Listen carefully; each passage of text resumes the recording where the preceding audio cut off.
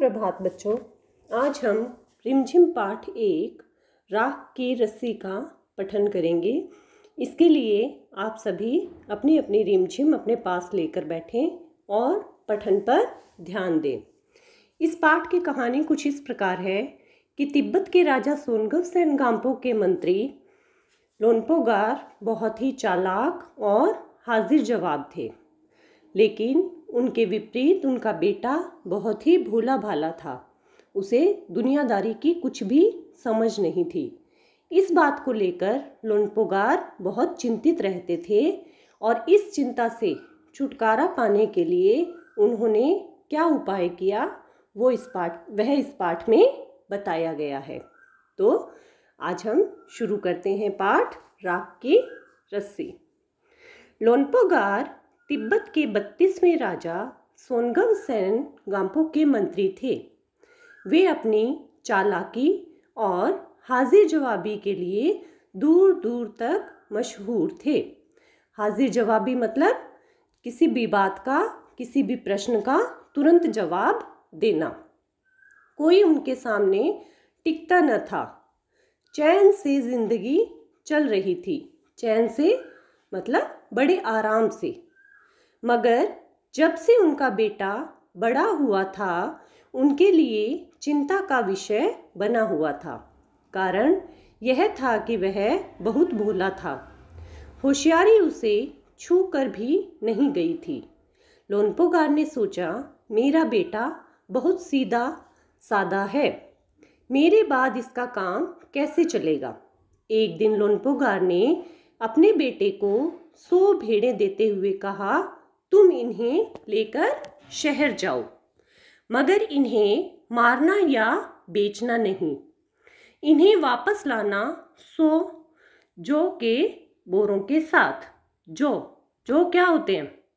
जौ एक तरह का अनाज है, जैसे गेहूं, चना आदि। वरना मैं तुम्हें घर में नहीं घुसने दूंगा। इसके बाद उन्होंने बेटे को शहर की तरफ रवाना किया मतलब उसे शहर भेज दिया।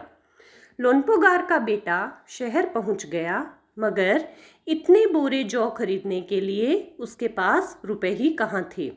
वह इस समस्या पर सोचने विचारने के लिए सड़क किनारे बैठ गया। समस्या क्या थी उसकी? कि उसके पास पैसे नहीं थे, रुपए नहीं थे, और बिना रुपए पैसों के वो जौ के 100 बोरे कैसे खरीदेगा। मगर कोई हल उसकी समझ में नहीं आ रहा था। वह बहुत दुखी था। तभी एक लड़की उसके सामने आ खड़ी हुई। क्या बात है, तुम इतने दुखी क्यों हो? लोन्पोगार के बेटे ने अपना हाल कह सुनाया मतलब सारी बात उसने उस लड़की को बता दी कि उसके पिता ने उसे किस लिए शहर भेजा है और उसके पिता ने उससे क्या कहा है। मैं इसका हल निकाल देती हूँ। इतना कहकर लड़की ने भेड़ों के बाल उतारे और उन्हें बाजार में बेच दिया। अब जो भेड़ों के बाल है बच्चों, वो क्या काम आते हैं? क्या चीज़ें बनाई जाती है? भेड़ों के बालों से स्वेटर, कंबल, कालीन, दरियाँ, इस तरह की चीज़ें बनाई जाती है। तो जो भेड़ पालने वाले व्यक्ति होते हैं वो क्या करते हैं? भेड़ों के बाल उतार कर उन्हें बाजार में बेच देते हैं, जिससे उन्हें बहुत सारे रुपए मिलते हैं। जो रुपए मिले उनसे जौ के 100 बोरे खरीद कर उसे घर वापस भेज दिया।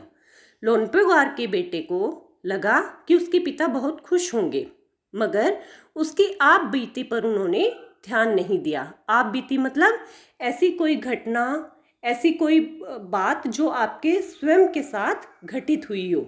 लेकिन उसका पिता इस चीज़ से खुश क्यों नहीं हुआ? क्योंकि इसमें उसके अपने बेटे की कोई भी समझदारी नहीं थी। वे उठकर कमरे से बाहर चले गए। दूसरे दिन उन्होंने अपने बेटे को बुलाकर कहा, पिछली बार भेड़ों के बाल उतार कर बेचना मुझे ज़रा भी पसंद नहीं आया। ज़रा मतलब बिल्कुल। अब तुम दोबारा उन्हीं भेड़ों को लेकर जाओ, उनके साथ जौ के 100 बोरे लेकर ही लौटना। एक बार फिर निराश लोनपोगार का बेटा शहर में उसी जगह जा बैठा। किस जगह पर? जहां वो पहले बैठा था, सड़क किनारे। न जाने क्यों उसे यकीन था मतलब उसे विश्वास था, भरोसा था कि वह लड़की उसकी मदद के लिए ज़रूर आएगी। और हुआ भी कुछ ऐसा ही। वह लड़की आई, उससे उसने अपनी मुश्किल कह सुनाई। अब तो बिना जौ के बोरों के मेरे पिता मुझे घर में नहीं घुसने देंगे। लड़की सोचकर बोली, एक तरीका है। उसने भेड़ों के सींग काट लिए, उन्हें बेचकर जो रुपए मिले उनसे 100 बोरे जौ खरीदे। अब सींगों से भी किस लिए उतारे उसने? क्योंकि सींग भी बाजार में बेच दिए जाते हैं और उन सींगों से सजावटी सामान, गहने, दवाइयाँ, इस तरह की चीज़ें बनाई जाती है। बोरे लोनपोगार के बेटे को सौंपकर लड़की ने उसे घर भेज दिया। भेड़ें और जौ के बोरे पिता के हवाले करते हुए मतलब पिता को देते हुए लोनपोगार का बेटा खुश था। उसने विजयी भाव से मतलब जीतने की भावना से, विजयी भाव से सारी कहानी कह सुनाई। सुनकर लोनपोगार बोले, उस लड़की से कहो कि हमें 9 हाथ लंबी राख की रस्सी बनाकर दे। उनके बेटे ने लड़की के पास जाकर पिता का संदेश दोहरा दिया, यानी कि उसने लड़की को जाकर पिता की सारी बात बता दी कि मेरे पिता ने क्या करने को कहा है। लड़की ने एक शर्त रखी, मैं रस्सी बना तो दूंगी, मगर तुम्हारे पिता को वह गले में पहननी होगी। लोनपोगार ने सोचा, ऐसी रस्सी बनाना ही असंभव है। असंभव मतलब जिस कार्य को नहीं किया जा सकता। इसलिए लड़की की शर्त मंजूर कर ली मतलब स्वीकार कर ली। उसने इस लड़की की शर्त को मान लिया।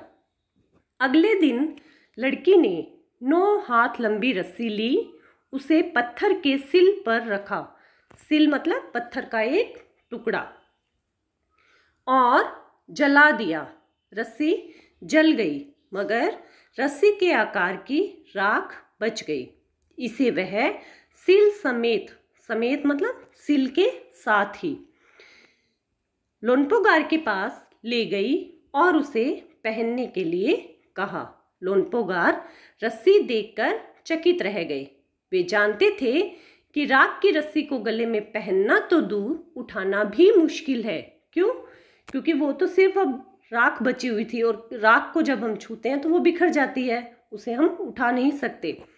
वे जानते थे कि राख की रस्सी को गले में पहनना तो दूर, उठाना भी मुश्किल है। हाथ लगाते ही वह टूट जाएगी। लड़की की समझदारी के सामने उनकी अपनी चालाकी धरी रह गई।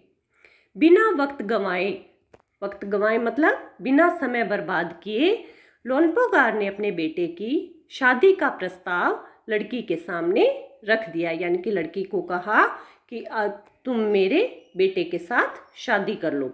धूमधाम से उन दोनों की शादी हो गई। तो ये था पाठ राख की रस्सी। अब आप स्वयं अपने आप इस पाठ का पठन करें।